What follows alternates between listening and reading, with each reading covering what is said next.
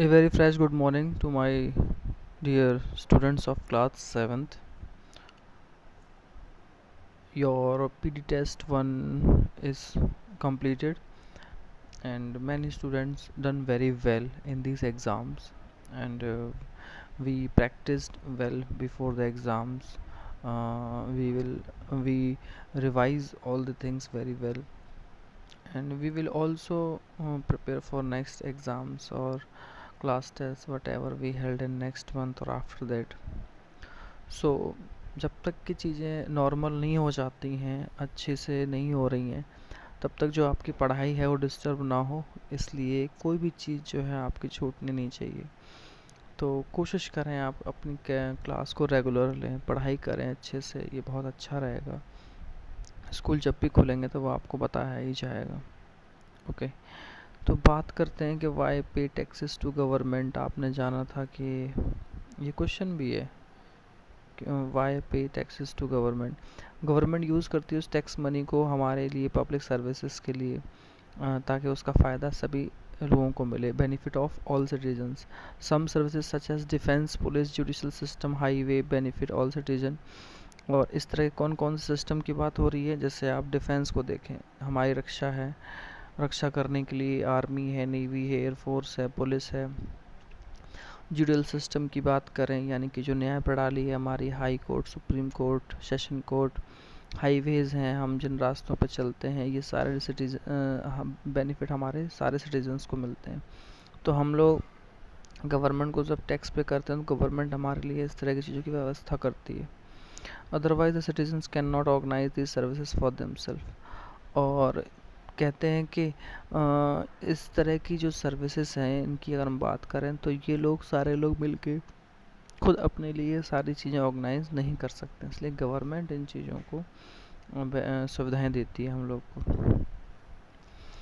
Okay, tax fund developmental programme and services such as education, health care, employment, social welfare, vocational trading ETC require for needy citizens. अब बात आती है एक दूसरे हिस्से की, जिसमें डेवलपमेंट प्रोग्राम की अगर बात करें तो टैक्स से जो फंड इकट्ठा होता है, जो कलेक्ट होता है, उससे जो आपकी सर्विसेज और प्रोग्राम है, जैसे एजुकेशन देना, हेल्थ केयर, जितने भी गवर्नमेंट है उनकी बात हो रही है, रोज़गार देने की बात हो, सोशल वेलफेयर, कुछ अच्छे कामों के लिए हो, बहुत सारी कामकाजी ट्रेनिंग वोकेशनल ट्रेनिंग का मतलब होता है कि एक ऐसे कोर्सेज़ की ट्रेनिंग जिसको करने के बाद जॉब के आसार अच्छे होते हैं।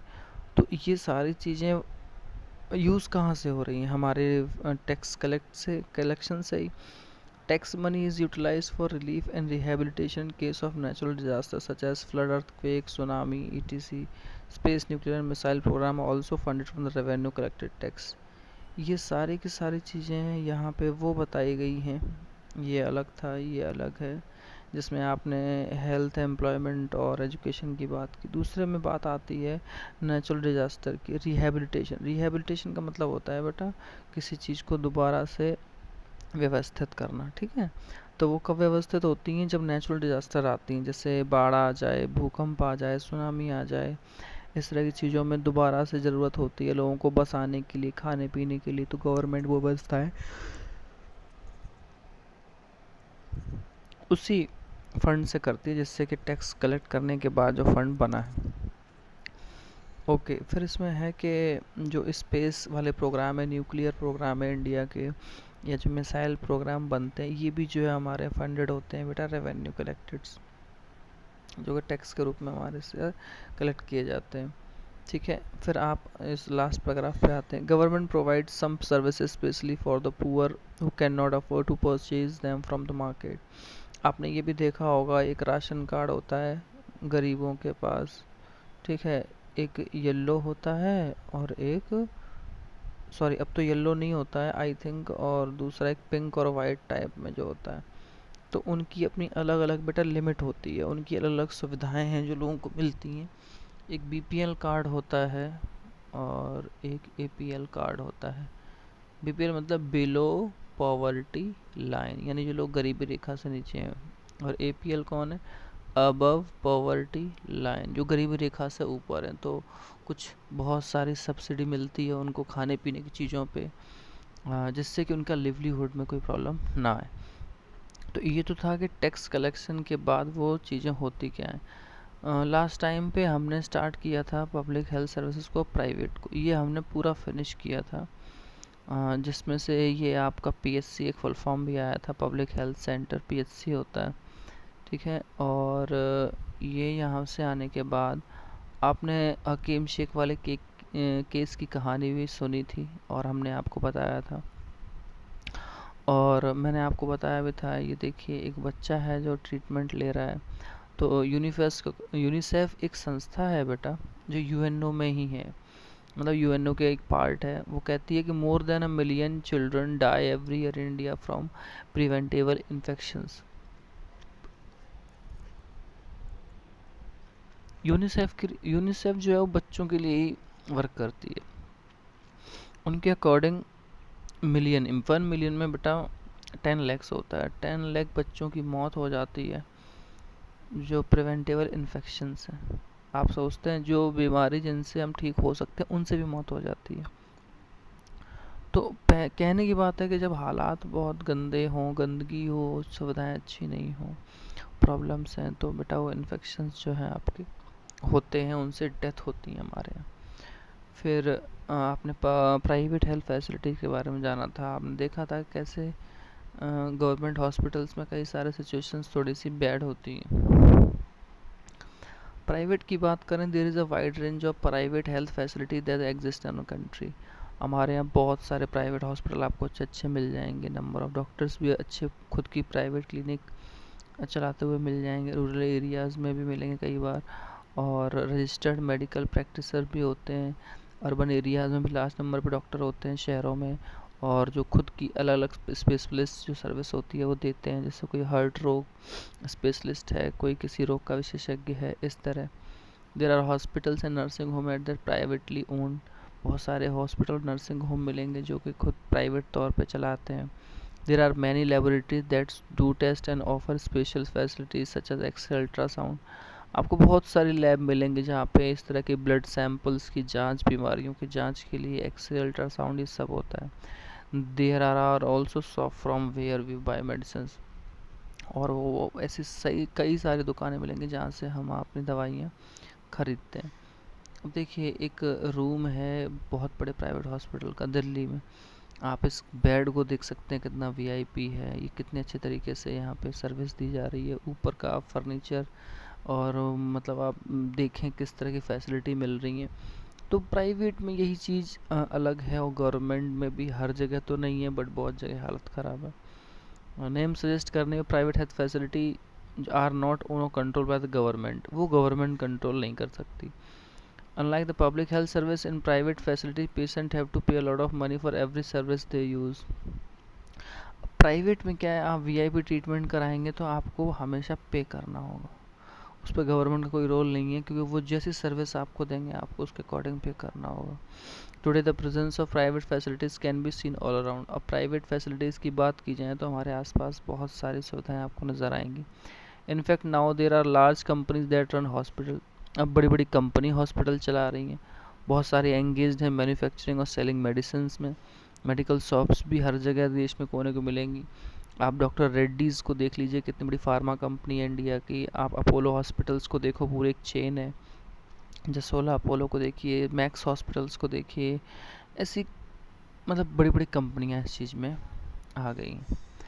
फिर इसमें एक लिखा है हेल्थ केयर एंड इक्वलिटी पे, is adequate health care available to all. क्या सही सलामत तरीके से अगर हेल्थ की बात की जाए, क्या वो सबको अवेलेबल है?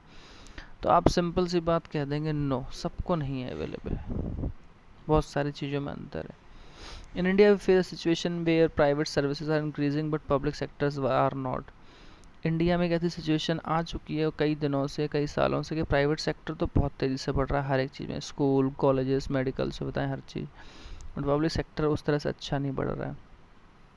What is then available to people are mainly private services. तो उन लोगों के लिए क्या हो जो लोग प्राइवेटली सर्विसेज में मेनली एक्टिव है।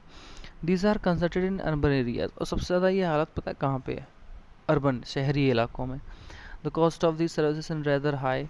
आप अगर इन हॉस्पिटल्स में जाके अपना इलाज या कोई उनकी सर्विस लेना चाहें तो कॉस्ट बहुत हाई होती है। मेडिसिन भी एक्सपेंसिव होंगी। Many people can not afford them और have to borrow money when there is an illness in the family. जब भी कोई बीमारी फैमिली में होती है तो उन्हें ना पैसे भी उधार लेने पड़ते हैं। इतनी जो है महंगी सुविधाएं और महंगी दवाइयाँ होती हैं प्राइवेट हॉस्पिटल्स में। जैसे आप बात करें मेडिकल काउंसिल ऑफ इंडिया की, ये बहुत अच्छा एक पैराग्राफ दिया हुआ है, आप इसको समझें। Medical council of India code of medical ethics states, जो उनका व्यवहार है दवाइयों के लिए, मेडिकल काउंसिल ऑफ इंडिया वो क्या कहता है कि every physician should as far as possible prescribe drug with generic names and he shall ensure that there is a rational prescription and use of drugs.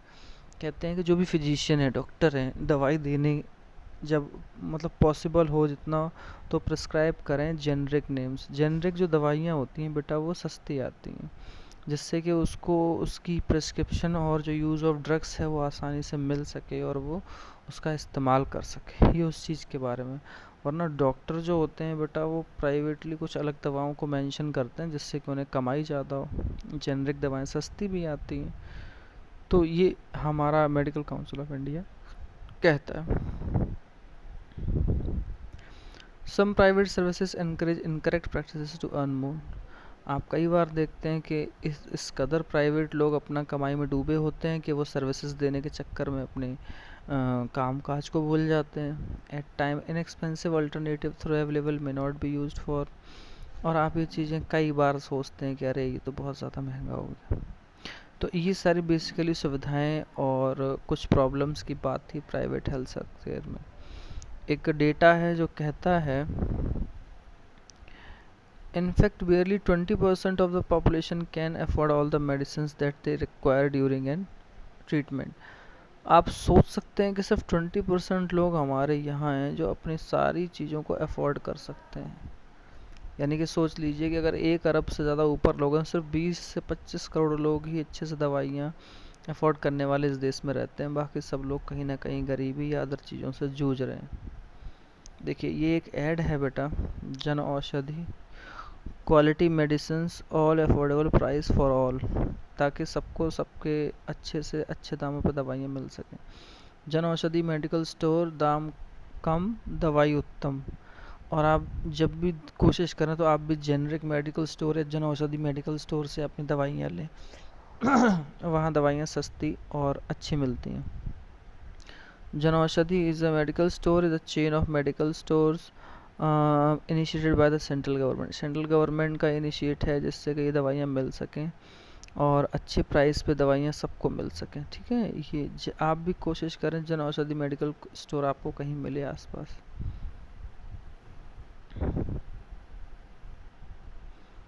ये इस तरह की कई सारी चीज़ें हैं। डॉक्टर्स का गांव जगह जगह जाना, और ये सर्विस देती है, मतलब जीप में जाके सर्विसेज को प्रोवाइड करवाना, टीके लगाना, बहुत सारी चीज़ें करना गांव गांव। ये मोबाइल वैन बोलते हैं बेटा इसको। तो ये बहुत सारी चीज़ें हैं। इसमें एक कहा गया है कि गरीबी की वजह से जो प्रॉब्लम्स होती हैं वो बहुत सारी हैं।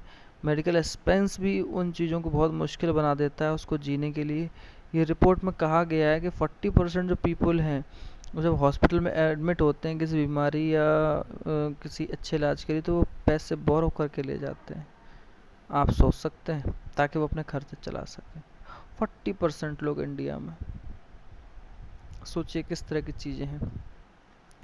For those who are poor every illness in the family is a cause of great anxiety and distress.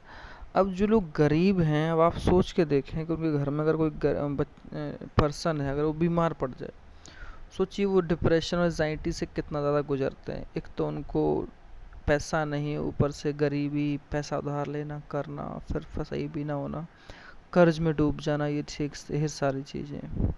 आप देख सकते हैं कि महिला है जो पैदल चल के जा रही है, सड़क नहीं है, और साइकिल से गुजरते हुए जा रही है, प्रेग्नेंट है शायद ये। तो इस तरह की सुविधा, यानी कि एम्बुलेंस सर्विस हमारे इंडिया में कई जगह नहीं है। तो वही सारी बातें हैं जब आप कहते हैं कि those who are poor the first place under nourished, जो लोग गरीब हैं पहले तो वो कुपोषण से पीड़ित हैं, मतलब पोषण नहीं मिल पा रहा, अच्छा खाना नहीं मिल पा रहा है। इन फैमिलीज़ की बात करें, वो अच्छे से उतना नहीं खा पाते जितना कि वो प्रोवाइड होना चाहिए, और जो ज़रूरत की चीज़ें हैं, पीने का पानी है, अच्छा सा घर हो, साफ़ सफाई हो आसपास, ये सब कुछ नहीं मिलता है, इसीलिए वो जल्दी बीमार पड़ जाते हैं। और बाकी जो एक्सपेंस होते हैं वो उनकी हालत और भी वर्स बना देते हैं। तो ये सारी चीज़ें हैं, और इसमें फिर वही एक बात की गई है कि कई बार पैसा नहीं होने की वजह से लोग गरीबी से अच्छा इलाज नहीं करवा पाते हैं, और डॉक्टर उनको अच्छी तरीके से देखता भी नहीं है, ये भी बात सच है। वुमेन हेल्थ की बात करें तो वो भी बहुत ज़रूरी है हमारी फैमिली में, और जो ट्राइबल एरियाज़ हैं वहाँ पे कुछ ही हेल्थ सेंटर हैं, और वो भी रन अच्छे तरह से वहाँ पे वर्क नहीं कर रहे होते हैं। और प्राइवेट हेल्थ सर्विस की बात करें तो वो भी अच्छे से अवेलेबल नहीं है। आप सोच सकते हैं, यहाँ पे दिया भी है कि एक प्रेग्नेंट लेडी है, इसको कई किलोमीटर दूर जाना पड़ता है अच्छे डॉक्टर से मिलने के लिए। तो ये कंट्री की हालत है। ये सस्टेनेबल डेवलपमेंट गोल की बात है, और ये वेबसाइट का नाम है क्या होना चाहिए क्यों नहीं होना चाहिए। तो वही सारी बातें हैं कि हेल्थ सिचुएशन जो है मोस्ट पीपल में हमारे कंट्री में अच्छी नहीं है। ये रिस्पॉन्सिबिलिटी गवर्नमेंट की है, वो अच्छी quality health care services provide करवाए सभी सिटीजन्स को, स्पेशली जो पुअर हैं, गरीब हैं और डिसएडवांटेज हैं, जिनको कभी किसी चीज़ का लाभ नहीं मिला। However, health is as much dependent on basic amenities and social condition of the people. Health भी इस चीज़ पे भी डिपेंड करती है कि आपकी बेसिक एमिनिटीज़, ज़रूरतें और सोशल कंडीशन, आपके हालात क्या हैं, जैसे हेल्थ केयर सर्विस में होता भी है। और ये इम्पोर्टेंट है कि दोनों ही जगहों पर देखा जाए कि हेल्थ सिचुएशन पे भी ध्यान दिया जाए, और लोगों को भी ये चीज़ें दोनों तरीके से करनी चाहिए। ये केरला का एक एक्सपीरियंस है बेटा, एक कहानी है केरला स्टेट की यहाँ पे। In 1986 the Kerala government made some major changes in the state, वहाँ कुछ बदलाव किए गए। 40% जो एंटायर स्टेट का बजट था वो पंचायत को दे दिया गया।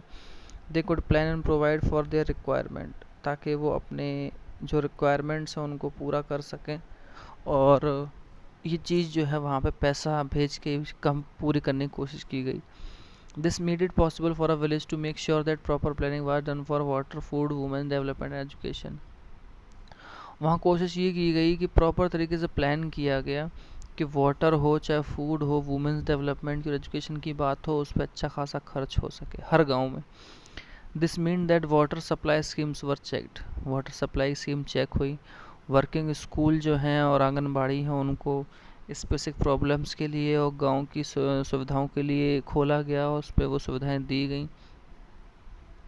हेल्थ सेंटर जो है वो इम्प्रूव किया गया, और ये सब all of this help to improve the situation, और ये सिर्फ इसलिए किया गया कि सिचुएशंस को हम अच्छे से संभाल सकें। डिस्पाइट दिस एफर्ट, इन सब कोशिशों के बावजूद, however some problems such as shortage of medicine, अब दवाइयाँ कम पड़ना, अनसफिशिएंट हॉस्पिटल बेड या डॉक्टर ज़्यादा ना होना, और ये सब चीज़ें जो हैं महसूस की गई। बट जो हेल्थ सेंटर थे उनको इम्प्रूव करने की कोशिश की गई, तो प्रॉब्लम्स आई कि ये सारी चीज़ें थोड़ी सी कम पड़ गई। अगर आपको ज़्यादा पढ़ना है इस केस के बारे में तो आप यहाँ पे इस लिंक पे जा सकते हैं। ठीक है, ये कोस्टा रिकन अप्रोच है। देखिए यहाँ पे क्या है। कोस्टा रिका कहते हैं दुनिया के सबसे हेल्दीस्ट कंट्रीज़ में से एक है सेंट्रल अमेरिका में। मेन रीज़न ये है कि कोस्टा रिकन कॉन्स्टिट्यूशन में ये चीज़ सबसे अच्छी मिली हुई है कि वहाँ के लोग अच्छे से रह सकें। कैसे? कई साल पहले कोस्टा रिका एक इम्पॉर्टेंट डिसीज़न लिया, और कि वो आर्मी नहीं रखेंगे। This help the Costa Rican government to spend the money that the army would have used on health, education and the basic needs of the people. और उन्होंने जो पैसा आर्मी पे खर्च करना था, ठीक है, वो आर्मी पे न, जब आर्मी नहीं रहेगी तो कैसे भी खर्चे भी नहीं होंगे, उस चीज़ को उन्होंने खर्च किया हेल्थ पे, एजुकेशन पे और बेसिक नीड जो होती है लोगों की उस पे। कोस्टा रिकन गवर्नमेंट बिलीव करती है कंट्री को हेल्दी होगा और डेवलपमेंट तभी होगा जब उसके अटेंशन दिया जाएगा हेल्थ पे पीपल्स के, ये उनका मानना है। तो कोस्टा रिकन गवर्नमेंट प्रोवाइड करती है सारी बेसिक सर्विस एमिनिटीज तो सारे जो कोस्टा रिकन पीपल हैं उनको। वो सेफ ड्रिंकिंग वाटर प्रोवाइड करती है, सैनिटेशन, साफ़ सफाई, न्यूट्रिशन, पोषण, हाउसिंग वगैरह सब अच्छे से प्रदान करती है, सबको मिलता है वहाँ। Health education is also considered very important, and knowledge about health is an essential part of education at all levels. और वहाँ बात की जाए कि हेल्थ की और एजुकेशन की, वहाँ सबसे इम्पोर्टेंट हिस्सा है वहाँ पे हर लेवल पे कोस्टा रिका में। तो इसलिए कोस्टा रिका सबसे हेल्दीएस्ट कंट्री है पूरी दुनिया में। ठीक, तो ये उनके अपने अपने गोल हैं, जैसे कि उन्होंने उसको अपना माना गोल और उसको पूरा किया। देखिए, जब भी ग्लॉसरी की बात आएगी बेटा, तो ग्लॉसरी में जितने भी वर्ड्स होते हैं, पब्लिक, प्राइवेट, यहाँ डेफिनेशंस भी ये छोटी छोटी दी होती हैं। आप कोशिश ये करें कि आप इनको पढ़ भी लें और लिखा भी करें। जैसे मान लीजिए कोई अगर डेफिनेशन इससे पहले हो चुकी है तो वो ना करें, लेकिन जो बाकी की छोटी छोटी होती हैं, इन सब चीज़ों को आपको लिखना है। ये आपको राइट करना है बेटा नोटबुक में, ये सारी की सारी चीज़ें। Medical tourist, communicable diseases, OPD, ethics, generic names, glossary की तरह ही लिखना है, हार्ड वर्ड्स और इम्पोर्टेंट वर्ड्स की तरह। ठीक है, ये चैप्टर आपका फिनिश होता है बेटा। ये चीज़ें आपको लिखनी ही लिखनी है, और कुछ क्वेश्चन आंसर्स होंगे वो हम आपको होमवर्क में भेजेंगे ग्रुप में, sorry not in group, in assignment section in DPS app. और उसके बाद आपको अपना सारा होमवर्क बेटा सबमिट भी कर देना होता है ग्रुप में। आप इस चीज़ का ध्यान रखा करो, सबमिट कर दिया करें 6 से 7 PM तक हर हालत में। इससे ज़्यादा टाइम नहीं लेंगे आप जल्दी भी कर सकते हैं, नो प्रॉब्लम, बट आप 6 और 7 PM तक तो आप ज़रूर कर दें, उसके बाद फिर हम नहीं मानेंगे आपका homework. So okay, thank you class, have a nice day.